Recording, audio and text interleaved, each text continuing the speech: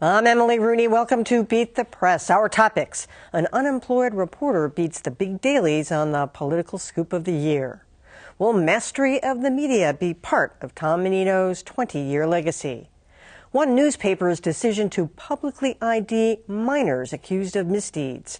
And our panel rants and raves of the week. Joining me are Dan Kennedy of Northeastern University, WGBH's Callie Crossley, Margery Eagan of WGBH and the Boston Herald, and Joshua Benton of the Nieman Journalism Lab. First, Tom Menino made it official this week he won't seek an unprecedented sixth term as Boston mayor. Menino tried to get the story out on his own terms, but then Twitter and an unemployed reporter got in the way. Adam Riley has more.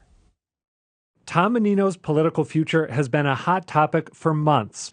Then Wednesday, former Boston Phoenix reporter David Bernstein brought matters to a head.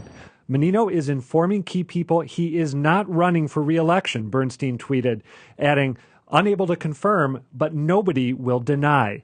3 hours later, he was more direct. Two sources: Menino to announce not running for re-election tomorrow at 4. And that's exactly what happened. I have no plans to pick the person to fill this seat. I just ask that you choose someone who loves this city as much as I do. Because the Phoenix just went out of business, Bernstein was tweeting on his own. But his scoop left the rest of the media playing catch-up, even though earlier that day, Menino had invited both the Boston Globe's Brian Margery and the Boston Herald's Dave Wedge to interviews, and given strong signs he wouldn't run again. But Margery says he held back out of respect for the mayor. He felt he needed to sit down and talk with the staff and let them know personally before it was on the pages of the Globe, and I honored that, or I tried to honor that. I kind of let him do it his way. Margery adamantly denies there was any embargo, but letting Menino do it his way may have handed Bernstein the scoop of the year. When a former Phoenix political reporter spread the news of Menino's plan to end his career as mayor. Congratulations. I mean, it's pretty incredible.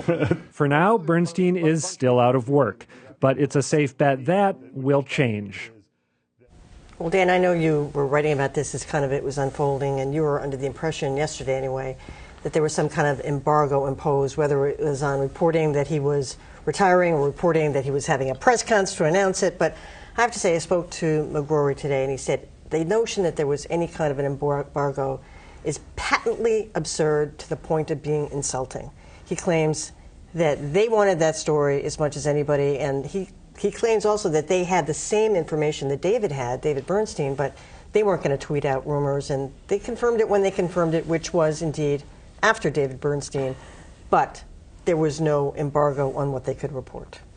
Well, you know, I'm certainly not going to dispute what Brian Margery told you. There is also pretty good information out there that there may have been an embargo. The question is, was it an embargo on exactly what Menino was going to say, or just a request that he's going to make a major announcement and please hold off? That's a little bit unclear. What is fascinating about this, and of course I worked with David at the Phoenix, and I think it was great that he was able to call all of this attention to his own work at a time when he's looking for work, is that there were people who are not part of the media system anymore. And whatever agreement there may have been between the mayor's office and the Globe and the Herald did not pertain to a very Brian good... Margery says there was none, so I just want to make that nope, clear. I understand. A very good unemployed political reporter who's trying to start his own blog. And I say, you know, this is of no consequence ultimately. I just say good for David. Well, I feel good for David, too, because David is unemployed, and we want him. He's a great reporter to get a job very soon. And my dear friend Peter Kaz is at the Phoenix. We all mourn the Boston Phoenix. But David Bernstein is operating as a blogger. He's an unemployed blogger, and or just employed or not employed. He's a blogger. And at the Herald, we felt like we had a higher threshold to meet, a higher standard to meet. I'm going to quote Brian Margery, again, as you did, what he said to the Boston Business Journal, that the Globe, too, just like the Herald, has a higher standard to meet. And you have to make sure. Bernstein tweeted 2 unnamed sources.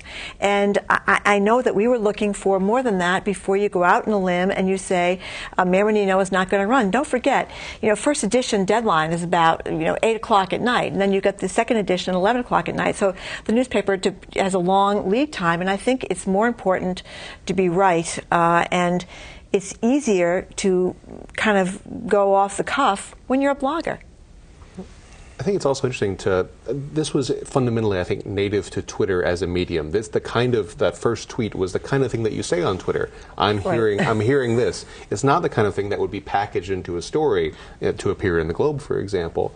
It's interesting, one of the reasons why news organizations have had a sort of mixed relationship with Twitter is that they're often afraid that the work that they're paying for reporters to do gets leaked out on Twitter first. And, ESPN, for example, has a policy. Don't break news on Twitter. Write a story for ESPN.com and then tweet to the story.